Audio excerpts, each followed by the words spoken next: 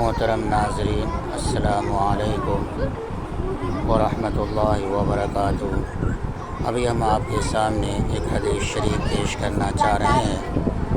اس حدیث کو حضرت ابو موسیٰ اشعری رضی اللہ تعالیٰ عنہ نے روایت کی ہے۔ فرماتے ہیں کہ رسول اللہ صلی اللہ علیہ وسلم نے ارشاد فرمایا کہ ہر مسلمان کے لیے صدقہ ضروری ہے۔ صحابہ کرام نے عرض کیا کہ اللہ کے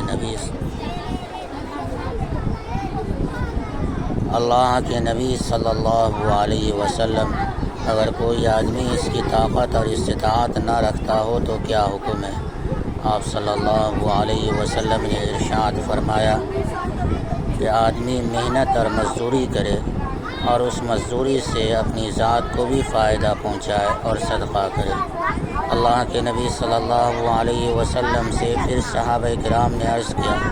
کہ اگر کوئی آدمی اس کی بھی طاقت نہ رکھتا ہو تو کیا حکم ہے؟ تو آپ صلی اللہ علیہ وسلم نے ارشاد فرمایا ضرورت مند محتاج کی مدد کرے، چاہے جس طرح سے بھی ہو، جس حیثیت سے بھی ہو۔ لوگوں نے عرض کیا کہ اگر اس کی بھی استطاعت نہ ہو تو کیا حکم ہے؟ آپ صلی اللہ علیہ وسلم نے ارشاد فرمایا کہ اگر اس کی بھی طاقت نہ ہو تو لوگوں کو بھلائی کا حکم کرے، یا فرمایا کہ نیکی کا حکم کرے۔ صحابہ کرام نے عرض کیا کہ اگر اس کی بھی طاقت نہ ہو تو کیا حکم ہے؟ آپ صلی اللہ علیہ وسلم نے ارشاد فرمایا کہ آدمی برائی سے رکا رہے، یہی اس کے لیے صدقہ ہے۔ یہ حدیث متفق علیہ ہے۔ متفق علیہ کا مطلب یہ ہے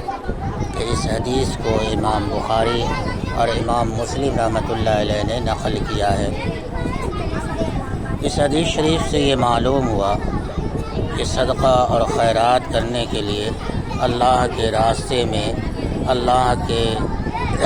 مجبور بندے اور بے کس اور بے سہارا بندے پر خرچ کرنے کے لیے انسان کا یا ایمان والے کا، مسلمان کا مالدار ہونا ضروری نہیں ہے، بلکہ اگر غریب بھی آدمی ہے اور محتاج بھی ہے لیکن اپنی ضرورت سے کچھ زیادہ مال اس کے پاس بچ رہا ہے تو ایسے آدمی کو بھی صدقہ کرنا چاہیے۔ اس لیے کہ اس حدیث میں اللہ کے نبی صلی اللہ علیہ وسلم نے یہ ارشاد فرمایا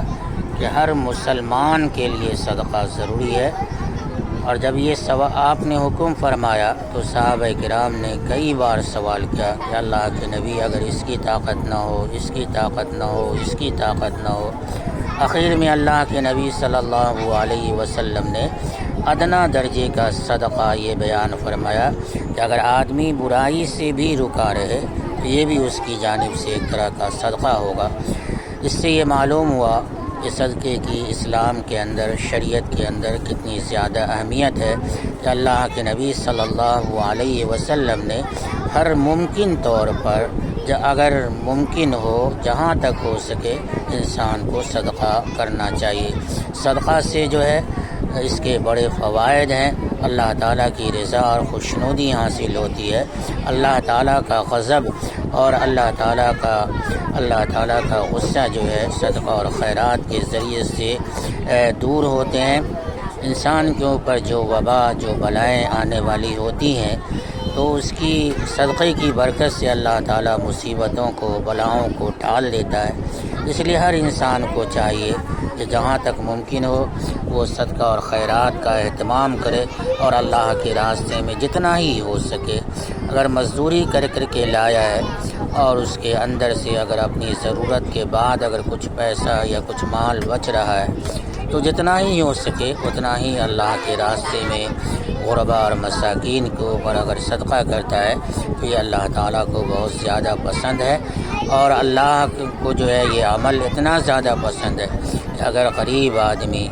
محنت اور مزدوری کرنے والا آدمی اگر اپنے مزدوری کے بعد اپنی ضرورت سے زائد جو بچ رہا ہے اگر وہ صدقہ کرتا ہے اخلاص کے ساتھ، اللہ کی محبت میں اور اللہ کے نبی کی محبت میں اگر وہ صدقہ کر رہا ہے تو اللہ تعالیٰ اس کی برکت سے جو ہے ممکن ہے کہ اس کی مغفرت فرما دے اور اسے اللہ تعالیٰ اس کے لیے نام اعمال کے اندر بہت بڑی نیکیاں اس کے لیے لکھ دیا جائے اور اس کی نجات کا بخشش کا سبب ہو سکتا ہے۔ اس لیے ہر انسان کو چاہیے کہ صدقہ اور خیرات کا اہتمام کرے، اس لیے کہ مال جو ہے اللہ کا دیا ہوا ہے، اس کے اندر اللہ تعالیٰ کا حق ہے، اور اللہ کا حق یہ ہے کہ اللہ کے جو مجبور بندے ہیں، اللہ کے جو مخلوق میں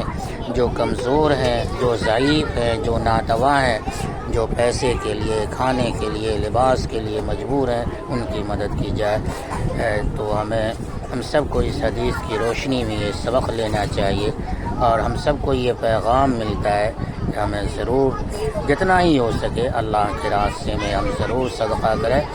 انشاءاللہ ہم جو آئندہ اس بات کا خیال رکھیں گے، اور جو ہے جہاں تک ممکن ہوگا ہم صدقے کا اہتمام کریں گے۔ والسلام علیکم ورحمۃ اللہ۔